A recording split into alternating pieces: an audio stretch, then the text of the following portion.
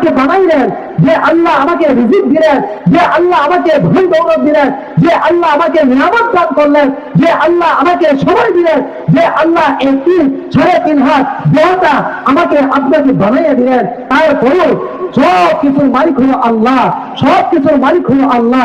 এর বিনিময়ে তারপরও যদি আমরা আল্লাহর দাসত্ব না করি, আল্লাহর হুকুম যদি পালন না করি, নামাজ গুলা যদি না পড়ি, রোজা গুলা যদি না রাখি, ইবাদত গুলা যদি না করি, কোরআন তেলাওয়াত যদি না করি, জিকির আজকার যদি না করি, মানুষকে যদি ভালো কাজে আদেশ না দেয়, অসৎ কাজ থেকে নিষেধ না দেয়, তাহলে আমাদের মতো এই পুরো কপাল মুসলমান এই দুনিয়ার জমিনের মধ্যে থাকার আর কোনো শর্ত নাই। এই দুনিয়ার জমিনের মধ্যে আমাদের মতো পুরা কপাল না মুসলমান থাকার আর কোনো প্রয়োজন নাই।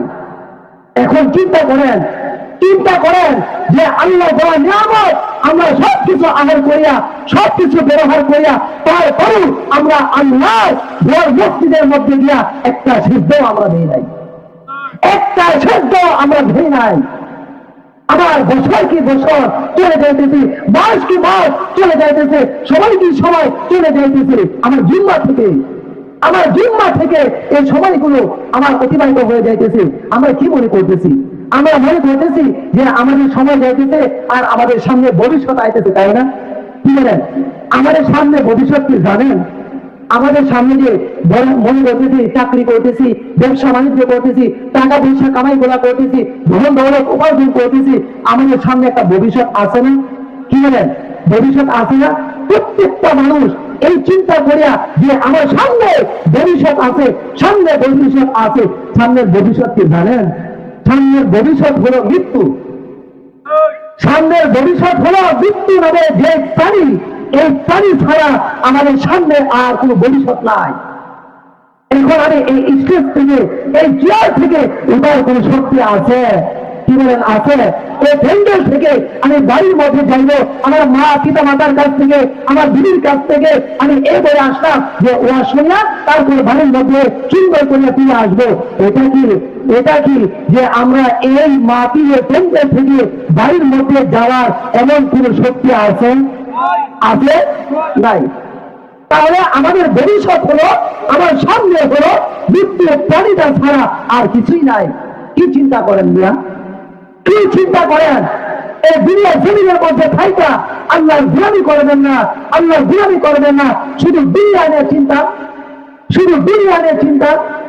ভাই আফসোস, এজন্য ভাই সময় তো নাই।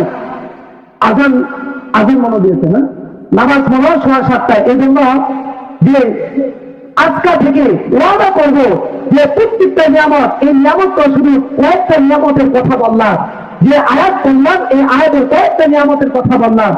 এই নিয়ামত যদি বলা মানে দিন না 24টা ঘন্টা বললো, আল্লাহ তাআলার নিয়ামত শেষ হবে না, আমার আপনার সবই শেষ হয়ে যাবে, নিয়ামত গুলো শেষ হবে না।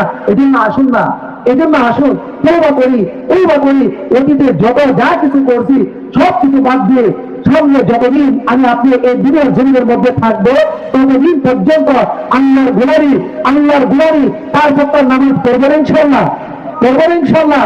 আমি আপনি যদি পাক্কা ওয়াদা করে যায়, তাহলে মনে করবো একদিন যদি আমার আজকের এই বয়ানের জন্য, একদিন যদি এই এশারের নামাজ গুলা আমরা যদি পড়ি, একদিন ব্যক্তি যদিও করি, তাহলে মনে করবো আজকে আমি এই বয়ান করে আমি সার্থক, আমার বয়ানটা আমার সার্থক হলো। এজন্য সবাই রাজি আছেন? এখানে যারা আছি সবাই রাজি আছেন ইনশাআল্লাহ? এশারের নামাজ জামাতের সহিত গিয়ে আদায় করবো ইনশাআল্লাহ, পারবেন ইনশাআল্লাহ? আল্লাহ পাক রব্বুল আলামিন যে কথা বললেন, এই কথার উপর সকলকে আমল করার তৌফিক দান করুন।